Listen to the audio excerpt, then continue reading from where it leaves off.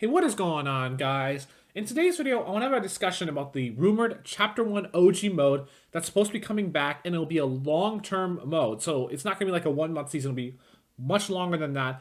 And the effect it's going to have on both UEFN maps as well as OG projects. We're going to kind of split this video into three parts with timestamps, of course, where we're going to first talk about what I think the mode will be and how historical I think it will get. Number two, we'll talk about the effect on UEFN maps, and then number three, we will talk about the effect on OG projects. Okay, let's start out with what the mode's going to be like, and we'll first talk about the leak itself. So it came from Hypex and was verified by other leakers. Of course, this is a leak, so inherently it could be wrong. But it does seem pretty likely that this is correct and this is actually coming. The idea is basically you're going to have one season per month. So you start with Season 1, then go to Season 2, Season 3. So it'll take 10 months to play through the entirety of Chapter 1. And you're going to have both build and zero build as well as only OG loot. And that's according to the Hypex leak. So what do I think the mode's going to be in terms of historical accuracy? Well, let's kind of look at both Season OG last year as well as Chapter 2 Remix that we have right now. In terms of a historical accuracy scale, 0 being completely unrelated to Chapter 1 and 10 being this is exactly like Chapter 1, 1-to-1. Honestly, there may be a 4 to 5 out of 10. Doesn't mean there are 4 to 5 out of 10 on fun. That is not necessarily related to historical accuracy, but they're just nowhere near what Chapter 1 used to be. They're only about halfway. The map is generally pretty accurate, as well as the loot pool composition of what weapons are in there is also pretty close, but there's a lot of things that have changed. The weapon balancing is drastically different. The compass is different. There's edit on release. There's no L2. There's new movement, right? There's a lot of things that have changed over time that have made it less historical. And realistically, I don't see them getting that much more historical than where we are at, right? Maybe they'll go a little bit further and kind of push it closer to like a Rewind Royale level of historical accuracy, which I'd give about a 7 out of 10. If they maybe adjust some of the weapon stats to be closer to historical Chapter 1, maybe they'll make the map more accurate than it is now, but I just don't see them doing a lot of things like old movement. I highly doubt that's coming, right? Highly doubt we're going to see double pump, and I pretty much certain that we're not going to see L2 again. They're not going to, remove edit on release, right? There's just no world where they're going to get to maximum historical accuracy. Again, doesn't mean this mode won't be fun, but in terms of historical accuracy, I just don't see it getting there. It might just be a minor step forward at most.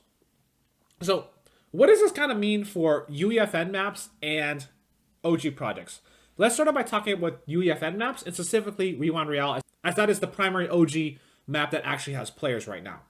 So in terms of historical accuracy, I'd give Rewind Royale about a 7 out of 10. It's pretty much as close as they can realistically get with the current tools they have, right? They can't make custom weapons, so we can't go back to the old weapon stats. They can't put in old movement, but everything that they can do in terms of the map, OG UI, the loot pool composition, it's pretty much as close as they can get. It's overall a nice experience, and it genuinely is getting closer to what Chapter 1 used to be like.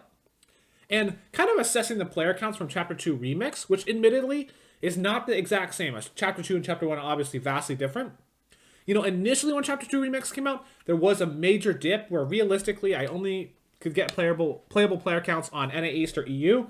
But now it's actually been recovering a bit, and I've been able to get playable games on NA West and NA Central as well. So that points to the effect was definitely noticeable at the start, but as a week has passed, it's honestly not too bad now. Now, what this kind of leads me on to is I definitely think there's going to be a hit to player counts with Rewind Royale and that sort of stuff. I don't think they're going to completely disappear, though, because one thing they can do is run an offset on seasons, right? So if, the OG mode is in Season 1, they could run Season 5 and keep like a 5-season offset. That could be one way they keep good player counts. I don't think that'll be enough to have like huge player counts. You might have to play on NA East or EU only at good times. I don't think it'll be great, but I think there'll still be enough. A small subset will play Rewind because Rewind will be a bit more historical, most likely, than the OG mode, but I definitely think player counts will be low. One thing that would help, though, is if the UEFN tools got upgraded to where they could do custom weapons, revert the movement, things like that. That would make a step, I think, to help. But overall, I'd say the situation for UEFN maps is not great. I don't think they're going to completely disappear, but it's not ideal. And I honestly think OG products might be better off, but of course, I'm just making an educated guess. We have to wait and see. Moving to OG products, I think OG products is a different situation because OG products, even the ones that are willing to make balance adjustments like ECFN, where they do several things that are not historical, like edit on release, in Season 7 they have double pump, they unvaulted the burst, right? still, it's still like a 9 out of 10 on historical accuracy. It's almost there. And there are projects that are even closer. And something interesting to look at is Project Retrack, which runs Chapter 2, Season 4. And while initially there was a big hit to player counts after Chapter 2 Remix, it's not like there's 0 people. It's genuinely surprising. Retrack did not really lose that many players. Not as many as you would think it would, in a sense. And I think that's because when you play Retrack, you're much more historical than Chapter 2 Remix. You know, you might want to play with the one-shot spaz. You can't play with that in the Chapter 2 Remix mode. And it's unlikely Epic's going to give you that back, right? There are certain things that just have changed over time, and people still want to play the more historical version. So I think that kind of points to the OG projects will not disappear even with a Chapter 1 mode. Looking back to Season OG and Project Era, sure, when Season OG first came out, Project Era was not doing very well. But when Season 6 came out, some time past the Season OG, Project Era was playable. So honestly, you know, there's some people that believe that OG projects are done with the Chapter 1 mode. I disagree. I don't think they're done. Now, will there be less players? Absolutely. But I think OG projects have an inherent advantage of being much more historical. And, you know, there's some things like if you want to play with L2, or you want to play with double pumps, or you want to play with the old compass, any of these things, one-shot pump shotguns, right? Any of these things, you have to play an OG project to do that. So while I don't think we're going to see the booming player counts that we used to see where ECFN was pulling 3,000 players, right? We're probably not going to see that with the OG mode by Epic. I still think OG projects will be around, and I still think it'll be an interesting thing to try out, see what happens, and kind of see where we go from here. So, of course, now to conclude, this is a leak, right? So this does not mean that this is coming 100%. And number two, I could be totally wrong. I'm making educated guesses based on Chapter 1 OG season and Chapter 2 Remix and what I think will happen, but I could be wrong. So we're just going to have to wait and see.